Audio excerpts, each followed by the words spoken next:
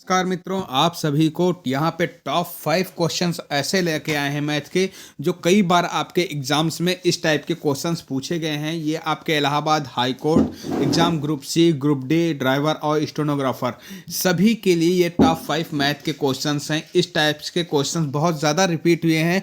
कई बार हम कई प्रीवियस ईयर देखा है। यहाँ पे 2014 से लेकर आप लोगों ने खुद भी प्रैक्टिस की होगी कि इस टाइप्स के क्वेश्चन बहुत ज़्यादा आए हुए हैं।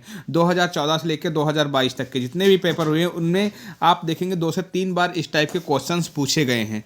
ठीक है, तो हम यहाँ पे आपको ट्रिक के अनुसार इन क्वेश्चनों को सॉल्व कराएंगे और आपको इस टाइप के क्वेश्चन 2-3 बार और रिवीजन कर लेना, जिससे हम प्रैक्टिस सेट भी प्रोवाइड कर देंगे आप लोग, तो अच्छे से आप लोग अपना उसका क्वेश्चंस का रिवीजन कर सकेंगे। तो चलिए दोस्तों, अब सॉल्व कराते हैं क्वेश्चनों को। इससे पहले जितने विद्यार्थी चैनल पर नए हैं, चैनल को सब्सक्राइब नहीं किया, चैनल को सब्सक्राइब अवश्य कर लें, जिससे कि कोई वीडियो अपलोड हो तो आपको आसानी से मिल सके। और वीडियो पसंद आए तो लाइक करना बिल्कुल ही ना भूलें। अच्छा, ये बताइए, पिक्चर आपको क्लियर दिखाई पड़ रही है? सबसे पहले ये कमेंट कर दें। और वॉइस भी क्लियर आ रही है आपकी? वॉइस अगर पिक्चर आपको क्लियर दिखाई पड़ रही है तो आप लोग कमेंट बॉक्स में एस लिख दें। ठीक है, चलिए क्वेश्चंस की बात कर लें। क्वेश्चन कह रहा है कि किसी संयुक्त परिवार में दादा दादी की औसत आयु कितनी है? 67 वर्ष है, मतलब 67 वर्ष है। माता पिता की औसत आयु कितनी है? 36 वर्ष है। तथा 3 पौत्र पौत्रियों की, पौत्र पौत्री मतलब पोता और पोतियों की जो है 3 पौत्र पोतियों की औसत आयु कितनी है? 6 वर्ष है। ठीक है, तो संपूर्ण परिवार की औसत आयु ज्ञात कीजिए। अगर आपके इस टाइप से क्वेश्चंस पूछे जाते हैं तो बहुत ही सिंपल तरीका क्या करना है, कुछ नहीं करना है, सिंपल तरीके से इन क्वेश्चनों को सॉल्व करना है। कैसे? तो सबसे पहले पूछा गया दादा दादी की औसत आयु। दादा और दादी कितने लोग हो गए? 2 लोग हो गए ना, तो यहाँ पे लिख लेंगे 2 लोग। कितने आयु है? 67 वर्ष। ठीक है, इंटू 67 कर लेंगे, इक्वल टू 2 गुणे 67 करेंगे तो कितना आ जाएगा? 134 आ जाएगा। ठीक है, फिर उसके बाद में माता पिता की आयु, मतलब माता हो गई और पिता कितने लोग हो गए? 2 लोग हो गए। उनकी औसत आयु कितनी है? 36 वर्ष है। 2 लोग माता पिता हो गए। ठीक है, कितनी आयु है? 36 वर्ष, यानी 36 दूना कितना हो जाएगा? 72 वर्ष। ठीक है, 72 वर्ष। क्लियर यहाँ तक आपको? नेक्स्ट की बात कर लें। फिर 3 कितने लोग हैं? 3 पौत्र पौत्रियों की औसत आयु 3 है, तो 3 लोग हैं, तो 3 गुणे की औसत आयु कितनी है? 6 वर्ष, यानी कि बराबर कितना हो गया? 18 वर्ष। अब क्या करना है, आप सभी लोगों को इनका सम कर लेना, मतलब इनको जोड़ लेना है। तो अगर 134 और 72 और 18 को जोड़ेंगे तो कितना आ जाएगा? 224 आ जाएगा। क्लियर? और यहाँ पे क्या जोड़ना है? यहाँ पे कितने लोग हैं, यानी कि 2 दादा दादी, 2 माता पिता, 3 पौत्र पौत्री। ठीक है, तो 3 2 5 2 7, कितने लोग हो गए? 7 लोग। 7 रेशियो बराबर कितना आ गया तुम्हारा?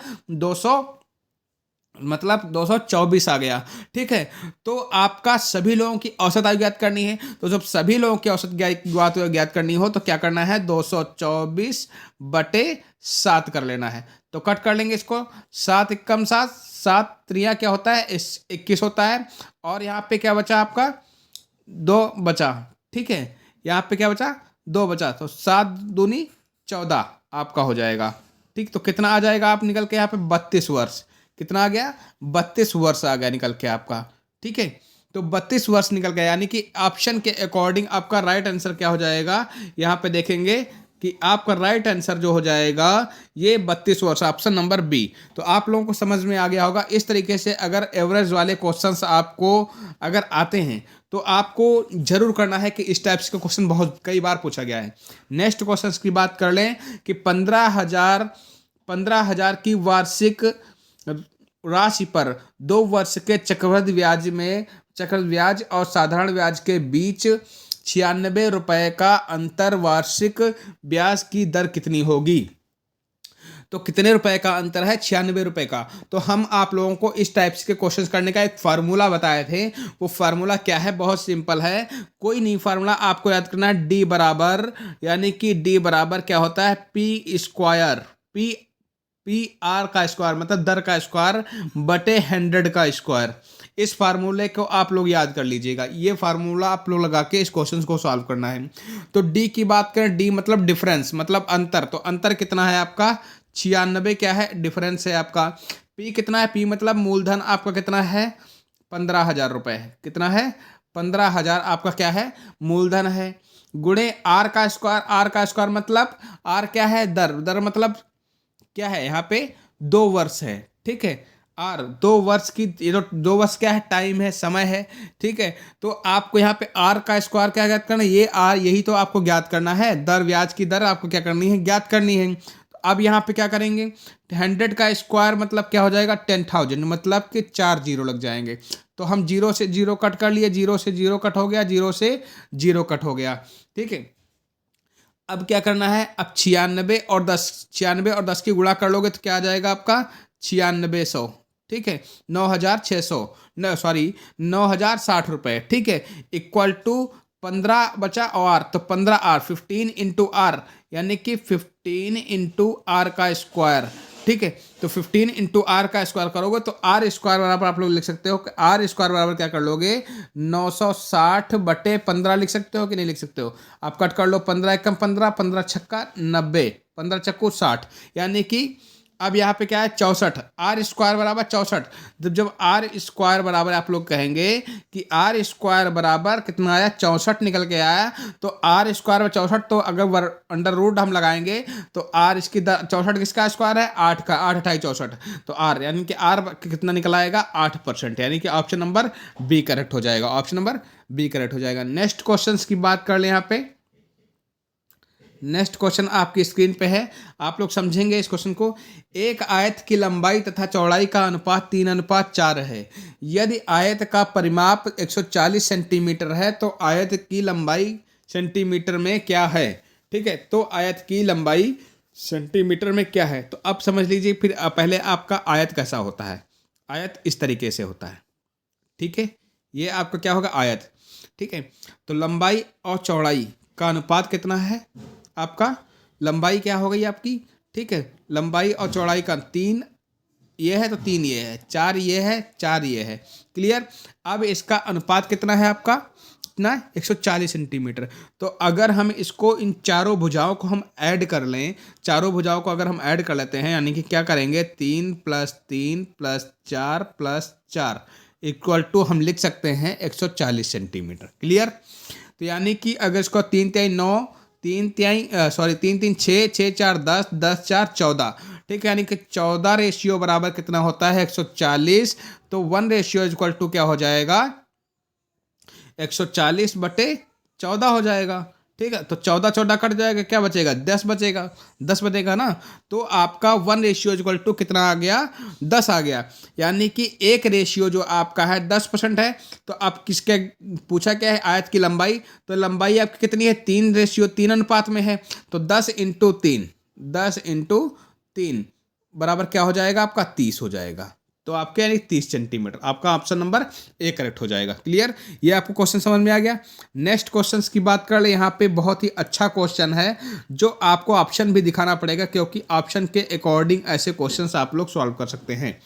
कैसे करेंगे सॉल्व क्वेश्चन, पूछा गया किसी भिन्न के अंश तथा हर में प्रत्येक में 2 जोड़ने पर 3 प्राप्त हो जाता है, होता है, तो मूल भिन्न क्या है, ठीक है।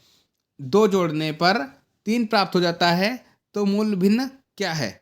अब यहाँ पे जोड़िए, देखिए, नहीं दोस्तों, यहाँ पे आपको थोड़ा मिसप्रिंटिंग हुआ है। यहाँ पे लिखा है 2 जोड़ने पर 3/5 प्राप्त हो जाता है। क्या प्राप्त होता है, 3/5। ये थोड़ा 3 नहीं केवल है, यहाँ पे 5 इधर प्रिंट हो गया है, ठीक है। आप लोग यहाँ पे लिख लीजिए कि 2 जोड़ने पर 3/5 प्राप्त होता है, तो मूल भिन्न क्या होगी, ठीक है। तो ऐसे क्वेश्चंस को करने के हमें क्या करना है, कि फिर से क्वेश्चन में पढ़ के सुनाता हूँ। किसी भिन्न के अंश तथा हर में प्रत्येक में 2 जोड़ने पर 3/5 प्राप्त होता है, तो मूल भिन्न क्या होगी। मूल भिन्न आपको ज्ञात करना है। इन ऑप्शन के अकॉर्डिंग इस क्वेश्चन को कर सकते हैं। अब ऐसे क्वेश्चंस को करने के लिए क्या करेंगे, हमें प्रत्येक हर में, अंश और हर में 2 जोड़ने पर, यानी कि 1/2 में अगर हम 2 जोड़ें, 1/2 में अगर हम 2 जोड़ते हैं, तो क्या हमें 3/5 मिलता है।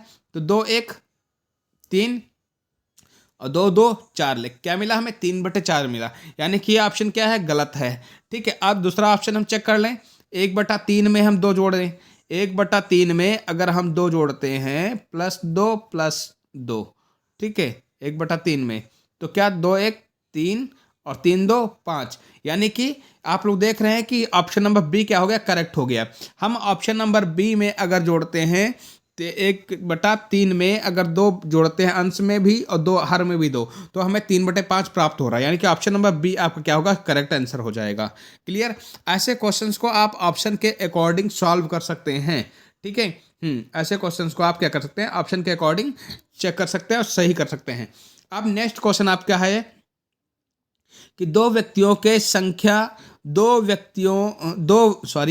अंकों की संख्या के अंकों का योग जो है 7 है, ठीक है। यदि अंकों को पलट दिया जाता है तो नई संख्या में 3 जोड़ने पर मूल संख्या की 4 गुनी हो जाती है, तो संख्या ज्ञात करो। ये भी क्वेश्चन ऑप्शन के अकॉर्डिंग आप सॉल्व कर सकते हैं। मतलब इसको समझना क्या है, क्वेश्चंस पूछा गया है, इसमें बहुत सिंपल तरीका है। इसको ऐसे क्वेश्चनों को आपको बिल्कुल घबराने की जरूरत नहीं है। कैसे करते हैं, इसमें के जो संख्याएं या ऑप्शन दिए गए हैं, इसमें पूछा कि 2 अंक की संख्या अंकों के योग में 7 क्या है, योग क्या है, 7 होना चाहिए, ठीक है। अगर जो ऑप्शन है सभी का ऑप्शन का योग क्या है, 7 होना चाहिए। और ये अंकों को पलट दिया जाता है, अगर अंकों को उल्टा कर दें तो हमें उसमें +3 और कर देना है, तो उस जो आपकी पहले संख्या थी उसका 4 गुना हमें क्या मिल जाए, ठीक है। तो हमें अभी देखते हैं, यहाँ पे चेक करते हैं कैसे इन सके। तो ऐसे आप चेक कर सकते हैं, यहाँ पे बिल्कुल सिंपल। अब 3 और 4 अगर आप जोड़ते हैं तो कितना होता है, सिंपल 7 हो रहा है, बिल्कुल सही। अंकों का योग 7 होना चाहिए। अब इसको अगर हम पलट देते हैं 4 और 3 को, तो 4 और 3, ठीक है। तो 4 और 3 को अगर हम इसका 4 गुना करेंगे, ठीक है, और 4 और 3 में प्लस हम अगर 3 ऐड कर दें, 4 और 3 में प्लस अगर 3 ऐड कर दें तो 3 3 6 और 4 46, यानी क्या 34 का 4 गुना 46 है, नहीं है, यानी कि ये आपका ऑप्शन नंबर गलत हो गया। इस तरीके से आपको अगर आप क्वेश्चन ऑप्शन मिलता है तो आपको बड़े से बड़े ऑप्शन को नहीं चेक करने की जरूरत नहीं है, छोटा ऑप्शन चेक करिए, छोटा ऑप्शन। तो छोटा ऑप्शन कैसे करेंगे, अब देखेंगे 1 और +6 सबसे पहले करने पे क्या हो गया, 7 हो गया। ये पहले ऑप्शन को कंप्लीट कर रहा है, 7 हो रहा है, क्लियर। अब नई संख्या मिली, नई संख्या कैसे मिली, उसको अंकों को पलटना है। तो 6 को और 1 को पलटोगे तो 6 और 1 को क्या हुए तो 61, 16 को हम 61 लिख सकते हैं पलटने पर, क्लियर। उसमें क्या करना, 3 जोड़ना है तुम्हें, तो कितना हो गया 64। अब देखेंगे 64 मिला है, तो 16 क्या 4 गुना 64 है, तो 16 चक्कू 64 4 गुना है, ठीक है। तो 4 गुना है, तो इसके अकॉर्डिंग ऑप्शन नंबर आपका डी करेक्ट हो जाएगा। तो आपको सबसे पहले छोटे ऑप्शन को पकड़ लेना है, उसको चेक करना, अगर वो नहीं है तब हम दूसरे ऑप्शन को चेक करते हैं। तो इससे आपका टाइम बचता है और जल्दी क्वेश्चंस आपके हो जाते हैं। तो दोस्तों आपके क्वेश्चंस कैसे लगे आप लोग कमेंट बॉक्स में ज़रूर बताइएगा। नेक्स्ट क्लास के लिए आपको एक सिलेक्टेड क्वेश्चन यहाँ पे लेके आएंगे जो आपको बहुत जल्द प्रोवाइड कर जाएगी। तो जितने विद्यार्थी अभी तक चैनल को सब्सक्राइब नहीं किए, सब्सक्राइब कर लें, अपने दोस्तों तक इस वीडियो को शेयर करें, कमेंट बॉक्स में कमेंट करना बिल्कुल ना भूलें। धन्यवाद दोस्तों, नमस्कार, थैंक्स फॉर वॉचिंग वीडियो।